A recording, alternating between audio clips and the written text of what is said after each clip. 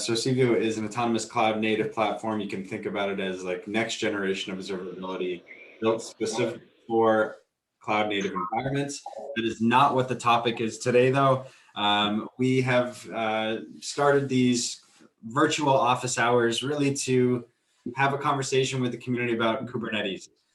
We might be bringing in some bits of Sosivio to show you just as a tool, but that's not what the purpose is. The purpose is really to talk about interesting Kubernetes topics, dive in with an expert, have live Q&A about the different topics that we're bringing up, and every other week we're going to have a new topic that's related to Kubernetes. So we're really excited to kick these off. Today is the first one. Again, thank you for joining, and please keep up with all the registration links for the upcoming ones. And if you find it useful, invite others to join us. We'd love to just grow this as big as we can.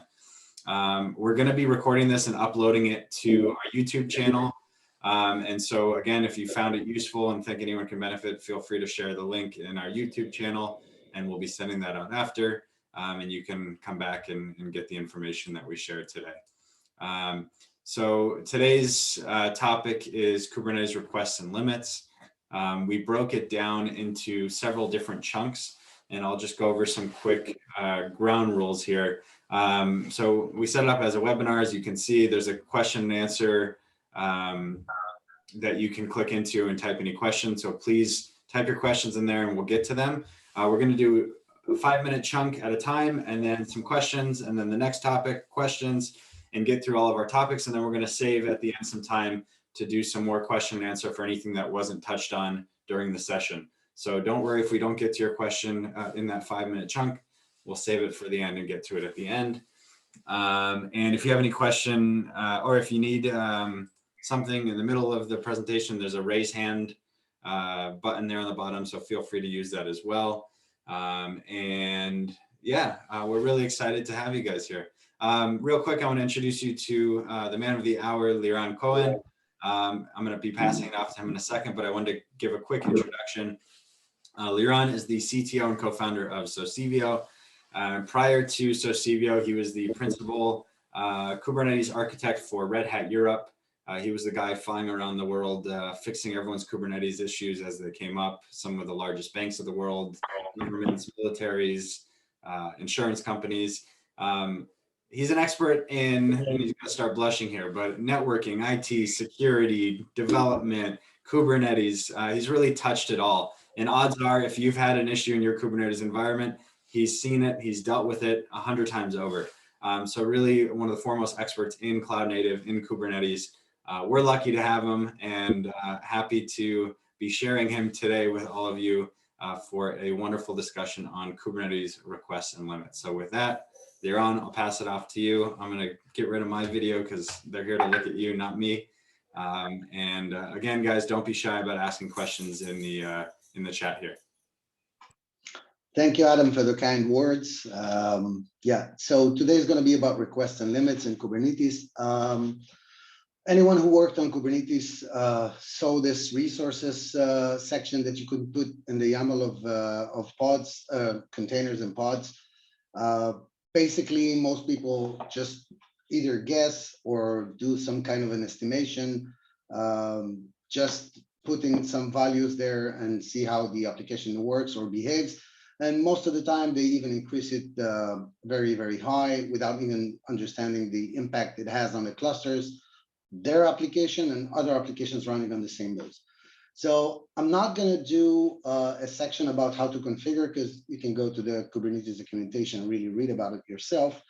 What I am going to do is bring some field practice, best practices about requests and limits that I've encountered with while consulting to customers, and of course while working on the environments myself and developing, deploying applications.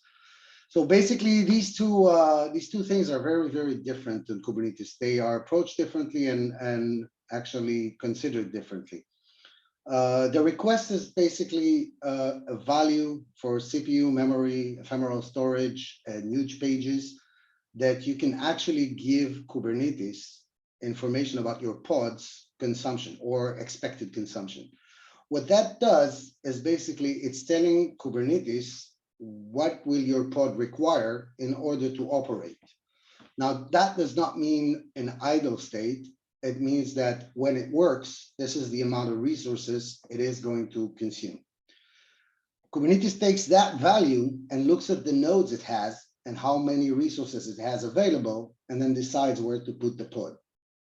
There's a whole process, where there's a nominated node, and it's examined, and then it's assigned to it, and then it tries to deploy. But basically, the request is what tells Kubernetes what the pod needs are. The limit, as it sounds, is the limit of that pod's resources or the expected consumption.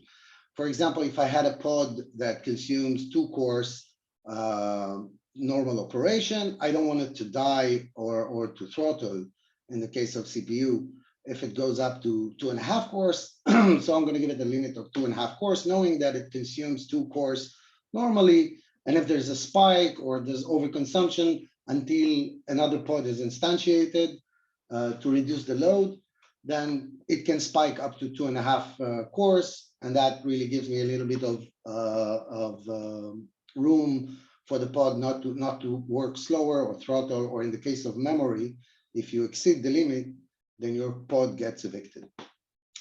The thing about requests and limits that is not only just setting them according to what you need, but also according to what the application's architecture should be.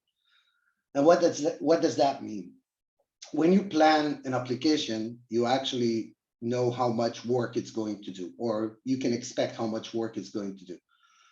So that means that, let's say, if I have 1,000 transactions per second, I test my application, and I know that with the 1,000 transactions per second, it's going to consume, let's say, 1 core and 1 gig of RAM. I don't want to add resources if I need more transactions per second. Let's say I need 3,000 transactions per second. Then what I'm going to do is I'm going to create another pod right next to it, like everybody knows, and then I'm going to load balance between them. So in terms of the request and the limit, I have to plan my application with accordance to the usage and the profile of the application, meaning I need to know what the average consumption is, or at least what's the consumption of CPU, memory, and other resources when the application operates in normal conditions, in high conditions, and when it spikes.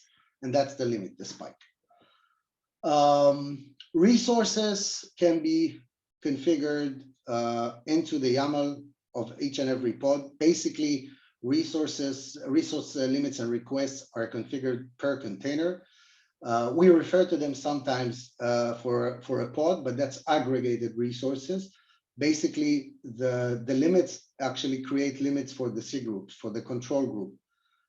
Each container has actually a kernel slice, a piece of the cake of the whole resources of the node, and the limit is actually applied on that slice. So that's why you can actually apply resource requests and limits only to containers. That means that every container, even if you have 2 or 3 containers inside the same pod, you have to configure resource requests and limits for each container in your YAML.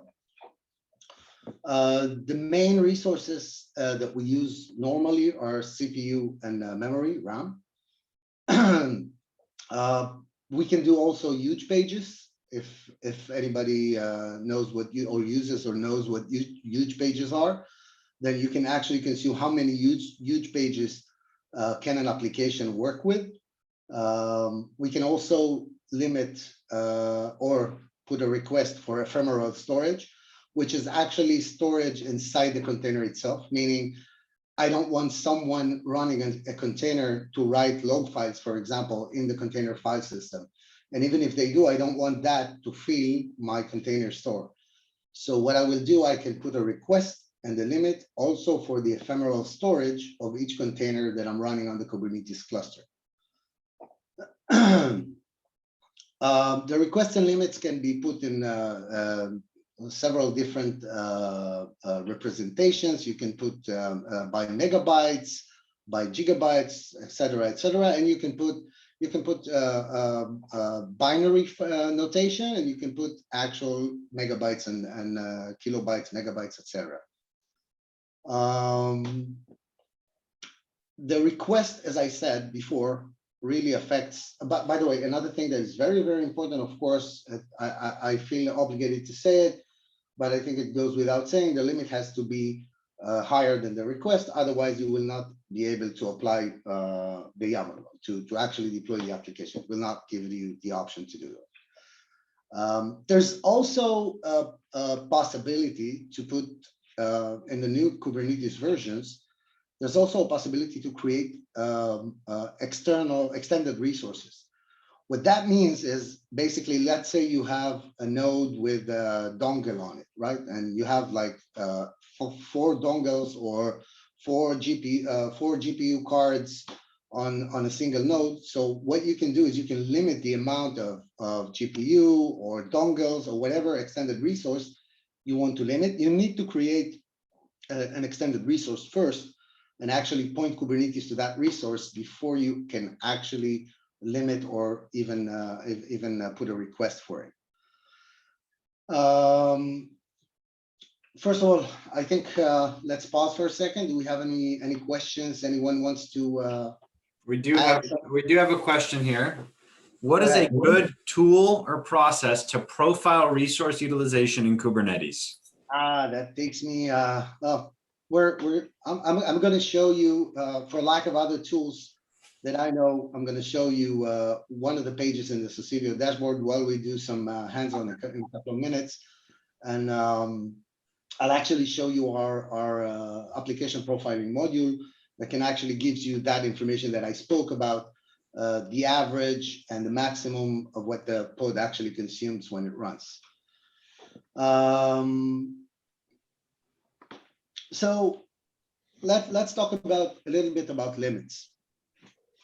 So with limits, as I said, the requests are something that Kubernetes handles to actually manage where it's going to put a pod. Let's say I have 10 nodes and I want to put my next pod on the least busy one, right? If I have like 4 nodes and 3 of them are like at 80% CPU, 90% RAM, and the other one, the 4th one has just like 50% CPU and 50% RAM, the Kubernetes scheduler will actually look at the request. And let's say my pod needs half a core and 500 megs of RAM. Then the scheduler will look at the nodes and it will see that the 4th one is actually the one that has the most resources available to take up new pods. So it's going to deploy it there. So that's the request. It helps Kubernetes decide where to put new pods. The next thing is the limit. And the limit is, I think it's, in my opinion, it's a little bit more important than the request. And I'll talk about the relationship between the two in a second. So what the limits does is basically this. When it comes to CPU, it's a little bit more lenient, meaning if you cross, let's say I put a limit of 1 core and my pod is now running, my container actually inside the pod is running, and it reaches 1 core and now it needs 1.2 cores. What will happen is that actually the kernel of that node has a limit of 1 core. The namespace, the C group that we spoke about, the slice of the cake for the kernel, actually has 1 core limit. So what the kernel will do is it will tell that process, listen, I can give you up to 1 core and I'm going to throttle you. Throttle you means that I'm going to give you 1 core and you're going to come to me at the next cycle and I'm going to give you the rest. So that's great when it happens once. The kernel actually has something called a mechanism called the CFS, which is a completely fair scheduler. And that knows how to schedule CPU time for each and every process. But imagine if that happens continuously. If I have a pod that needs actually 2 cores and it has a 1 core limit, it's going to need 1 core on the next cycle. But if it continues to consume 2 cores on the next cycle, the kernel is actually going to owe 2 cores for the next cycles for that process. So if that thing goes on and on, basically your process or your pod, your container inside the pod is going to slow down because it's not going to have enough CPU to actually operate the way it's intended to. So in terms of CPU, that can either, one case, one scenario is it will slow down your application. And some applications that are actually really resource sensitive, if they don't have enough CPU, they may also crash or throw a segmentation fault or something similar to that. Depends on the application and what it's written in. And when it comes to memory, it's a little bit more complicated because it's the same C group, it's the same piece of the cake, slice of the cake that we spoke about, in which the container or the process inside the container runs. But because CPU can be actually shared between a lot of processes and memory cannot, because if you consume 1 gig of memory, nothing else can consume that same space, right? So if that 1 gig is consumed, the next request for memory from that process will not be respected, meaning the process will not be able to take more memory than the limit. That in turn will trigger a process inside the Linux kernel called the OOM, which is the acronyms for out of memory killer. And that will actually kill the process to preserve memory for that C group. The next thing that will happen probably is that Kubernetes is going to restart the pod because that's what the scheduler does, the controller manager, sorry, does. It will watch the pod, it will see that it died, and then it will restart it. And if that process will consume memory more than 1 gig again, it will die again because the OOM killer will kill it again. I'm going to slow down for a sec, see if anyone has any questions. I see that the Q&A is silent, so let's go on. Okay, so another thing that happens with requests and limits is it helps Kubernetes actually decide in case of scarce resources, when you don't have enough resources on a node, when it's reaching its full capacity, it helps Kubernetes decide which pods to evict from that node first. That means basically that if I have a pod with high quality of service, and I'm going to touch quality of service in a second, then Kubernetes will evict that pod from that node last. And if I have a lower quality of service rating, then that pod will be evicted from that node first. There are 3 levels of QoS for pods. The first one is guaranteed, the second one is burstable, and the last one is best effort. And it goes as follows.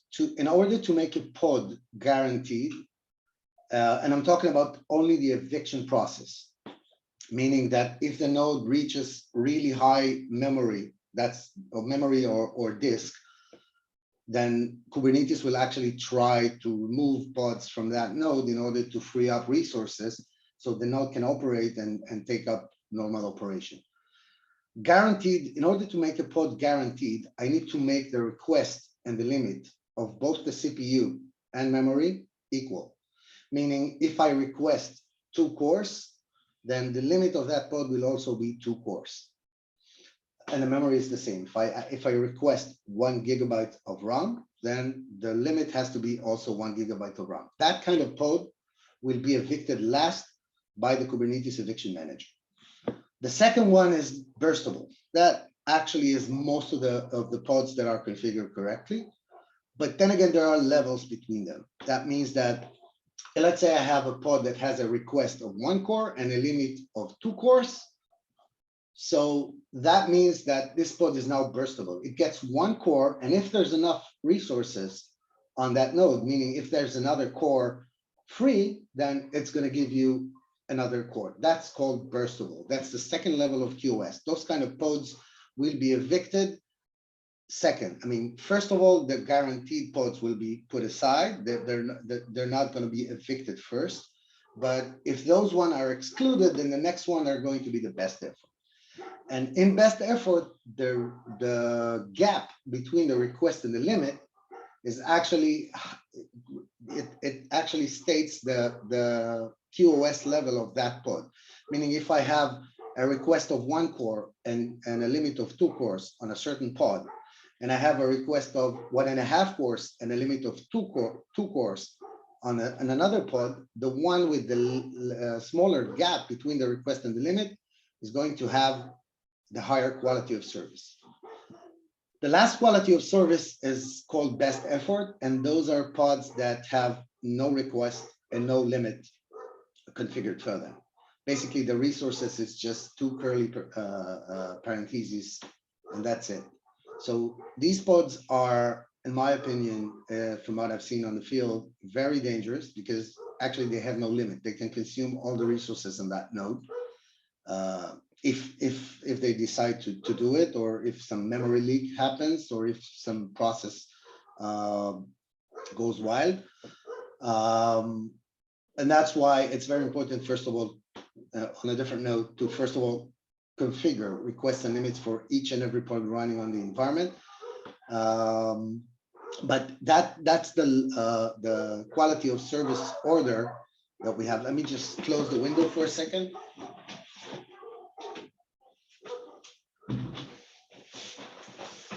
Sorry for that, guys.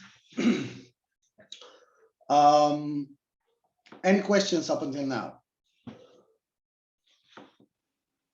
Nothing. Good. Everybody seems to understand everything very quickly today, which is great. Another thing that needs to be known, I don't think many people know that, but if you set a request for a pod without a limit, then Kubernetes will set the limit for you, which will be exactly equal to the request, and vice versa. If you put a limit and you don't put a request, then it will put a request. But that goes from memory and CPU. If you put memory request, it will put a memory limit. If you put a memory CPU request, it will put a CPU limit. Okay.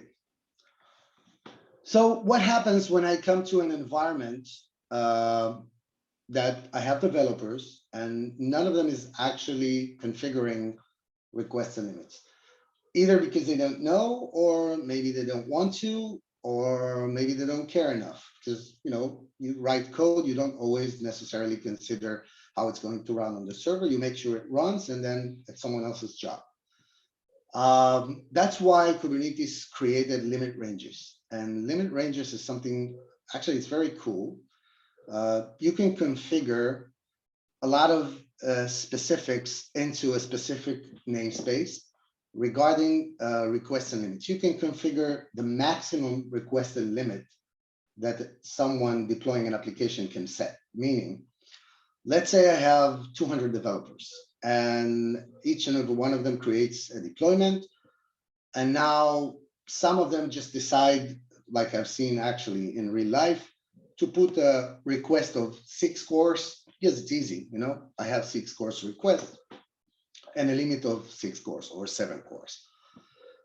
What will happen is basically after they deploy maybe 60, 70 pods, they will probably consume a small to medium clusters cores. So what that will mean that the Kubernetes scheduler will look at the nodes and it will see that it has, let's say, 100 pods with 6 cores is like 600 cores. That probably will consume all the cores in the request. But actually nothing is really working because the pods, when they're running, they consume maybe 100 millicores, meaning 0.1 cores. So that's actually a huge waste of resources. And that means that no pods will be deployed. The next pod that I'm going to try to deploy, it will actually stay in pending state. And if I do kubectl describe to that pod, it will say that there's not enough nodes to deploy that pod with enough resources, basically insufficient resources. The same goes for memory, by the way. I can choose to configure finger in the wind 8 gigs of RAM because I think my Java app is going to consume 8 gigs of RAM. Do it for all my applications, and then 100 applications later, I need 800 gigabytes of RAM just to deploy it. It's not necessarily means that they will actually consume 800 gigabytes of RAM. They may consume 10 gigs of RAM, but still Kubernetes will not deploy anything else because the request specifically states that each application needs 8 gigs of RAM reserved for it on each node. I see we have a question before I deep dive into limit range.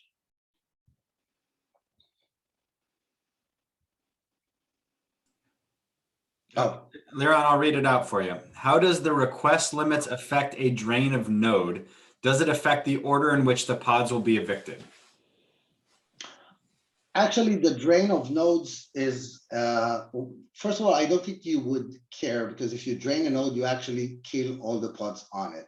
And if you really want to drain it, you need to do, there's a flag called ignore daemon set. So when you drain a node, you want nothing running on that node. Actually, I never really checked it, because I never really had any priority towards how the pods are affected from a node, but I'm guessing that it's not going to affect it because the drain actually evicts all the pods. So there's no real constraint that happens. There's no trigger to the eviction other than the command line that you just, after you hit the enter key, basically it gives the API the command to evict all the pods from that node. There's actually Kubernetes, not a lot of people know that. Kubernetes has an eviction API that is not accessible through the kubectl command, for good reasons, by the way.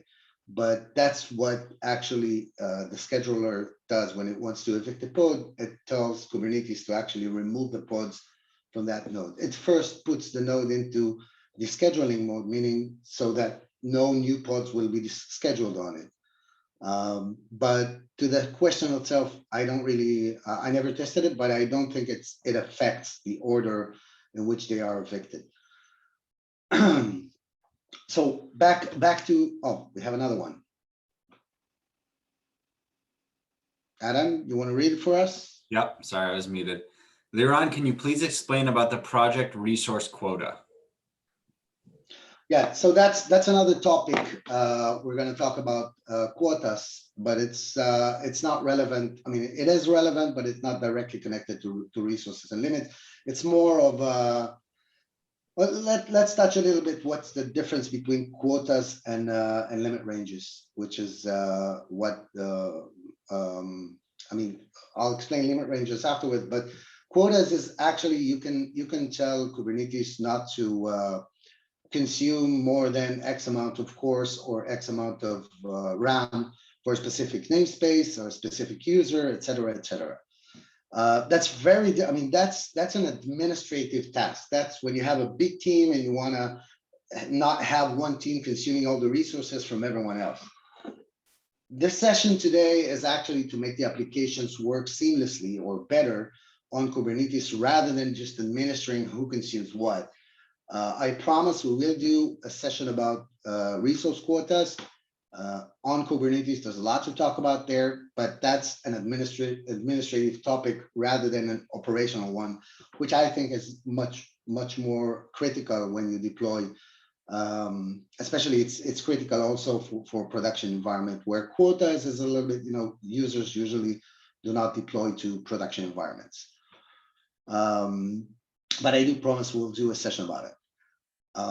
But with that in mind, let's talk a little bit about limit ranges, which gives you the ability to, first of all, set a default request and limit. So in case the developers did not put a resource request and a resource limit for both memory and CPU, you can set the default one. So let's say I decide as an architect of an environment or an organization that I don't want, I want the default pod request and limit to be, let's say, half a core request, 1 core limit, half a gig request, 1 gig limit. So every pod that is going to be instantiated in that namespace will actually have, if it doesn't have anything else configured, it will have a request of half a core and half a gig and a limit of 1 core and 1 gig. That helps because of what I said before. First of all, you don't want pods without resource requests and limits, because then they can consume everything that runs on the node. And mind you, it doesn't only affect on the node. If you have a pod that is running without requests and limits on a specific node, if that pod goes wild, it can actually, it will affect other pods. It may even cause other pods to get evicted or work slower or even crash at some situations. So having something like a limit range is great, especially with default values that make sense, like half a core until 1 core or even less. half a gig to 1 gig, it's completely reasonable for a normal Go application at least. It's even very high. The next thing you can do is you can actually put a maximum. So I don't want developers to just throw the highest number that they can think of as a request or as a limit or both. I want to give them a limit so that, let's say I decide that the maximum I'm going to allow a microservice to consume on a given namespace is going to be 2 cores, 4 gigs of RAM. So I can really enforce that in the request and the limits and actually put a maximum for each and every one of them, for each and every deployment that is going to get deployed. The last very important, I think the most important thing in limit range is actually called request to limit ratio. And that means that you cannot, if I set a ratio, request to limit ratio, let's say I put it at 2, which is like twice. If I put a request of 1 core, the maximum limit I can give that pod is 2 cores. I cannot put a limit of 4 cores. So that is really important because I don't want developers in actually real live scenarios. I don't want developers to put a request of 0.03, meaning 30 millicores, and a limit of 3 cores. That can cause, that can bring us to a situation where I have 150 pods running on the same node. They are all configured with 30 millicores, but in reality, they each consume in idle state half a core. And everyone on that node is actually throttling and not working as they should. So putting something that will actually limit the ratio between the request and the limit on that container or pod is very beneficial when you want to keep your environment healthy and you want to keep your developers in line. Any questions before we open the terminal?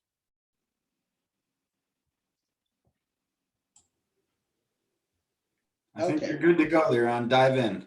I'm going. It's your dream come true. Okay, so yeah, my terminal. Oh, I cannot screen share. The host just disabled my screen sharing. Can you allow me to screen share, host? We're working on it.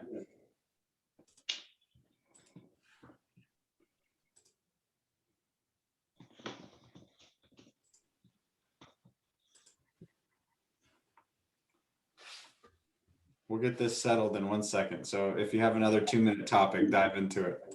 No, it's okay. I can share. Can everybody see the screen? Okay. Okay. So I created a small drill for this presentation, and basically I created a pod. I created a namespace for us. It's called. Let's take the pods, office hours. And I created a small pod here named stress. And that guy really, actually, if I go into that pod,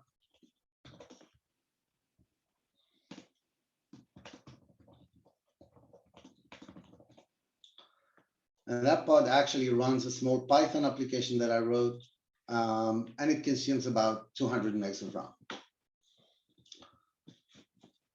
If we look,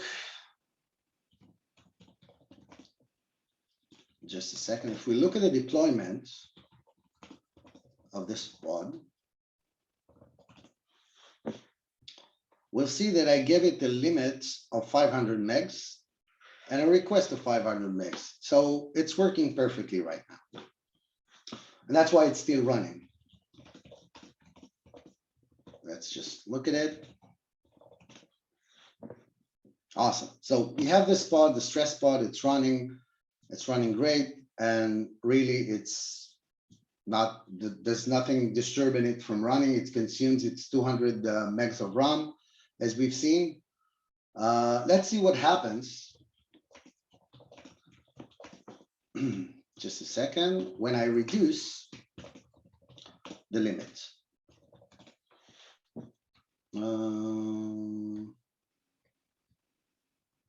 Yeah, forgot the L. So I'm gonna go here and I'm going to reduce, of course, as I said, the request has to be lower than the limit. So I'm going to give it a request of 100 and a limit of 100. Let's see what happens to this pod now.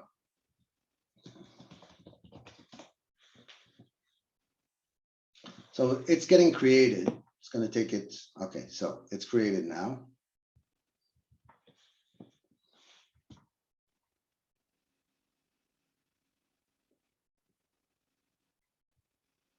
Let's get inside that pod.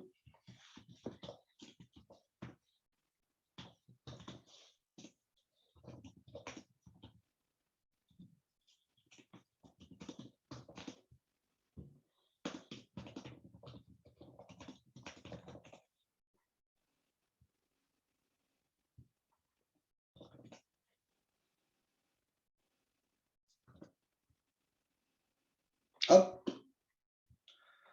it's terminated. It was OON kill.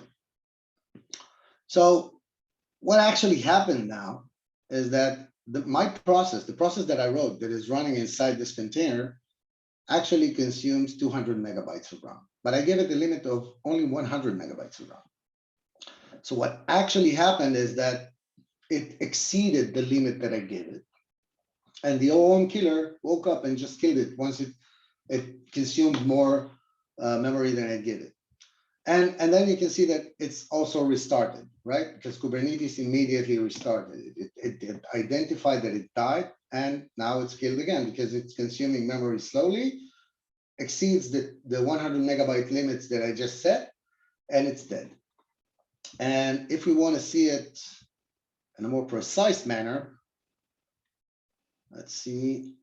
This is, by the way, this is the dashboard of Sosivio. Hopefully it will update in a second. It's getting a lot of information. So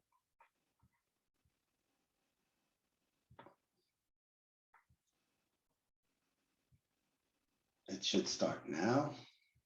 Oh, this one is terminating, sorry.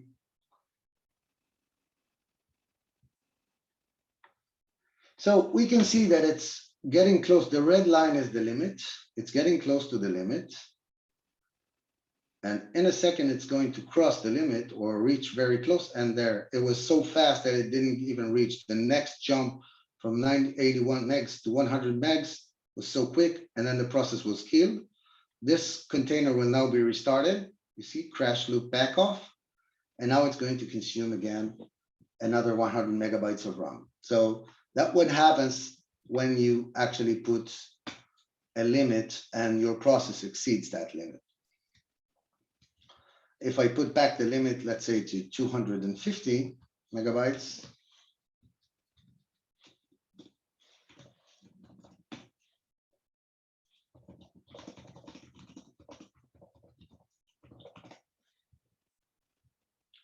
and let's just kill the pod to restart it quicker.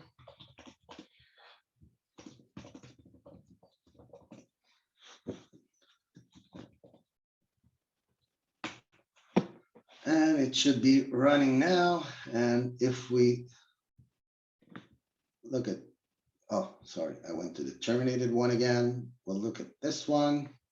It's going to give us the metrics again in a sec. And the process should start any sec. Oh, there, it's starting. So you can see that it consumes 100. It's going to reach 200 megs eventually, easily, because I put a slowdown loop, because if this happens too fast, it's very difficult to see it crashing. So it's going to reach 200 megs eventually, and going to stay around the 200, 210 megs, because it's a Python process that actually puts data inside the memory. And that's it. Now it's going to stay there. It's not going to die because it has the limit on 250 megs, 210. And you can see that actually this is the average that the pod consumes. And the green one is the maximum that this pod consumed ever since it was created. So this helps me, these two values help me to decide what are the requests and limits that I'm going to put to the pod. I have that also for CPU, by the way, which right now it's not consuming. We're going to make it consume a little bit more in a second. But right now we're talking about memory. As I said, as promised, it's consuming something around the 200 megabytes of RAM. And the 250 is the limit. If it will cross the 200, which it will not, then the pod will get restarted. Now let's play a little bit with CPU. You've seen what happens when we actually exceed. By the way, Adam, I can't see the chat now, so if you have any questions, just feel free to stop me. We spoke about memory, and as promised, you've seen the pod crash. Let's see what happens when I exceed the limit of the CPU. So we're going to use the Sosivio dashboard just because we need the graph, and I have no other tool to show it on. I'm going to get inside the pod right now, the running one, the one that we actually have.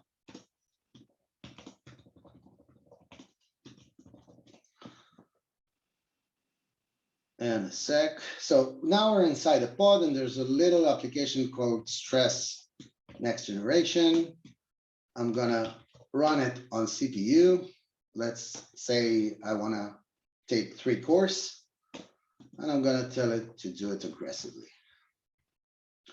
Now you can see that right now this pod doesn't consume any CPU, but the limit is on 0.3 cores. I'm gonna start this process. And in a second, we'll see the CPU going up here. This is, by the way, this is real-time data that is collected from all the pods on all the cluster, not just the ones that I click. That's why there's a 5 seconds delay from when the data actually happens until I see it on the dashboard. In a sec. Oh. So it reached the 0.3 cores, and look now. It's cutting out. It's not going to go above that until I raise the limit. If I don't raise the limit, this is what this pod is going to consume. Now imagine this is actually a website with like normally 100 visitors. And right now I have 10,000 visitors because it's Black Friday or whatever. And this pod actually now requires 3 cores in order to operate normally. But the limit, unfortunately, is going to cut it out at 0.3. So basically what will happen, it's either, if this was like a website really, it would work very, very slow at best, or it depends on the technology upon which it's built, it could also crash. So I'm gonna pause for a second before I go to a little demo on the limit range. And we have any questions, any information that anyone requires in addition? Okay, good. So let's stop this guy. And now let's talk a little bit about limit ranges. So I've created a small limit range. Let me move it here. YAML that we're going to apply into this namespace. Let's go through it for a sec. So there's a limit, and the default limit for a pod that doesn't have any requests and limits is going to be 512. The default request for memory, again, is going to be 256 megabytes. The maximum you can put for a container CPU-wise is going to be 1 core, and the memory maximum is going to be 550 megabytes.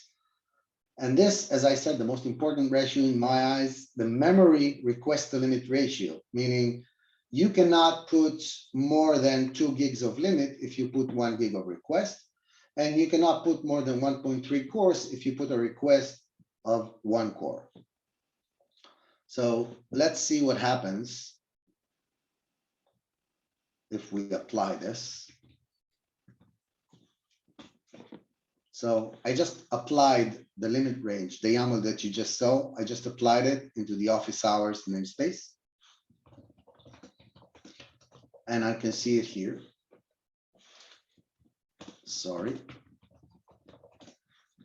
I can see it here. It's going to be defined here. And if I want to see the YAML itself, I can also see the YAML that I just deployed. This is the above part is just Kubernetes internals. And this is the limit range that I just configured. And let's see what happens when I take from the stress deployment I'm going to take the resource section and I'm going to completely comment it out. So basically, there's no resource request or limit right now for a pod. And I'm going to apply the new stress. So it has no request and no limit. Let's say I'm a very bad developer.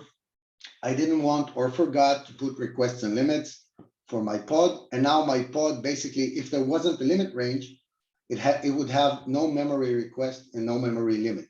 So basically, it could consume the whole 16 gigs that this node that upon which it's running would consume. But guess what? Because there's a limit range, the limit range actually Kubernetes, when it instantiated the pod, it spotted the limit range.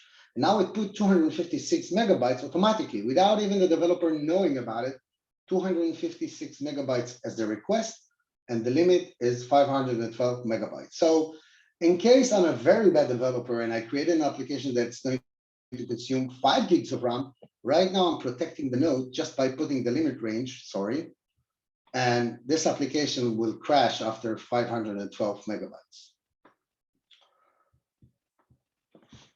I'm going to stop for a second before I move on. Or do we have time, Adam? Yep, you can keep it going. Again, guys, if there's any questions about anything we spoke about today, make sure to get them in. We have about 12 minutes left before the end of this office hours. Awesome. Okay. So I'm going to go back to the limit range. And I'm going to put back my resources and limits. And let's say you remember that the limit range has the default 512 and the request is 256, but the maximum should be 550 megabytes. So I'm a very bad developer and I decided to put the limit on 900, on let's say 9,000. Oh, you know what? Let's put it on 900 just to show you that it works. And now I'm going to apply the same deployment. So expectedly, or because it accepted the change, one of these should change. But if we look at the pods actually running, no new pod was created because when I do a change in the deployment, a new pod should be created. So you got to be wondering why, because I just applied new configuration. Why didn't the new pod instantiate? Let's take a look at the replica set, which actually creates the pod, right? The deployment creates a replica set and the replica set creates the pod.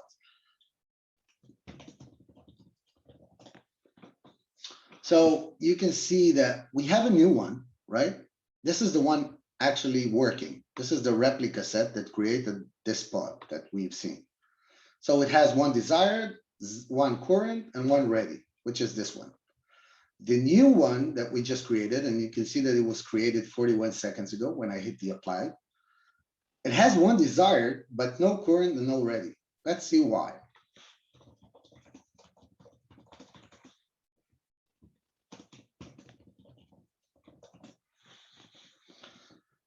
And now it's very easy. We can see that it couldn't create the pod because it's forbidden. The maximum memory usage per container is 550, but the limit is 900. Remember the limit that we put here? So this actually protected my cluster from developers who don't really understand what's going on the cluster. And let's say they want to put 9 gigs. Okay, this will also not work. Even if I deploy it 100 times, Kubernetes admission controller will not even accept this. And if I look, there should be another replica set created.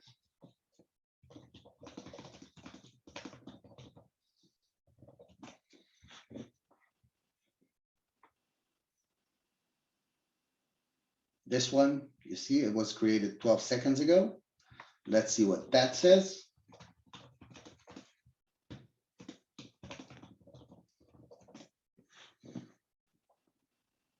And expectedly, it says the container limit is 550 in the limit range, but you just requested a limit of 9 gigabytes. So it's above the maximum of the memory. And there's another constraint here. It says that the memory maximum limit to request ratio per container is 2, meaning this guy also got kicked into action. That means that if the request was 1 gig, or in our case, it was, let's see, the request was 500 megabytes, the maximum I can give the limit is twice as that. So the maximum I can put here is going to be also constrained by the request to limit ratio, which is very important if you want to conserve, take care of your nodes. Because if there wasn't the limit range, let me do something like this.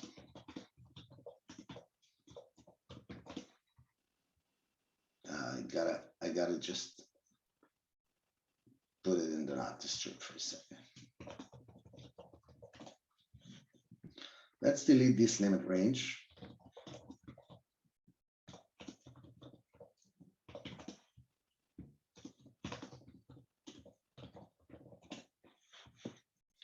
I just deleted the limit range. So now I'm going to apply something crazy. Okay, let's put the request normally. Okay, so because I want it to be deployed, but I'm going to give it here, let's say 12 cores. And the memory, I'm going to give it 12 gigs. Or you know what? Let's put it 10 gigs. And I'm going to reapply the stress application.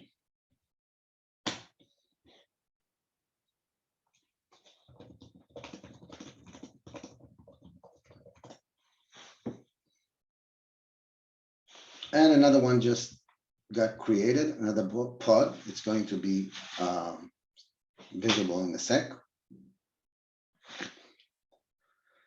And you see that the memory limit is 1 gig. 10 gigs, sorry. I don't think the node, let's see how much the node has. The node has a total of 11 gigabytes of RAM. So basically that means that probably 2 or 3 more pods only can run on this node. That doesn't make any sense. But really it's because I put the request and limit. Just let's go back to our namespace for a sec. It's because I put the limit up to 10 gigs of RAM, then this pod basically can now consume all of the memory available by that node. Remember also the node has the Linux operating system that still runs on that node itself. It doesn't really necessarily mean if I go into this pod, it's not consuming 10 gigs, right? But if I wanted to, let's do a nice game. Let's go to the stress, and that's because I built the application with. So let's put it on 10,000, 9,000. So I just made the Python application consume 9 gigs of RAM. Let's see what happens. What will happen is if it is not going to get killed by the Kubernetes OOM killer, or it's going to be killed by OOM killer, but regardless to what Kubernetes has, or to the namespace, the kernel namespace that has a limit of 10 gigs, the node might be scarce on memory. So even if in terms of the kernel namespace, that piece of the pie, it doesn't exceed the 10 gig that it has as a limit. If the node doesn't have enough memory to actually operate, kernel is going to kill something. Maybe not this process, but it may kill something else that is running on that node. So I just created this guy. Let's see.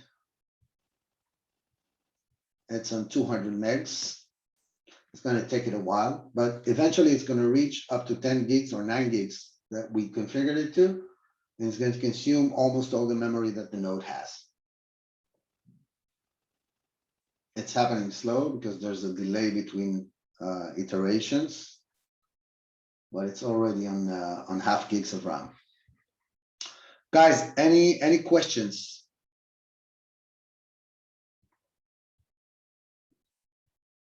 nothing. So just to recap, the limits actually help us mitigate or reduce the risk of memory leaks, crashing other applications or the node itself at some extreme cases. The requests help the scheduler actually put pods in their proper places by the request of resources that the pods actually have defined in their YAMLs. And it also has, there was a question before about node drains. So sometimes, let's say you have like 10 nodes and all of them are at 80% capacity, and a week afterwards you go up to 90% capacity. So you decide to add 2 nodes. Kubernetes is not going to rebalance the cluster automatically. What you will have to do is actually rebalance it yourself, because you're going to have 2 nodes not doing anything and 10 nodes working like crazy, like 90% resource consumption. So what you would want to do is actually have some kind of rebalancing procedure without requests and limits. If you have pods with 0 requests and 0 limits, that rebalancing process will not operate correctly. So I think I'm going to pause because we're at the end of the hour, right?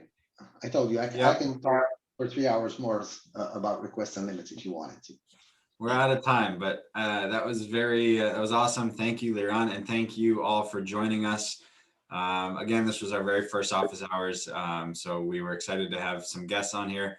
And in 2 weeks, on March 25th, we'll be having our next one.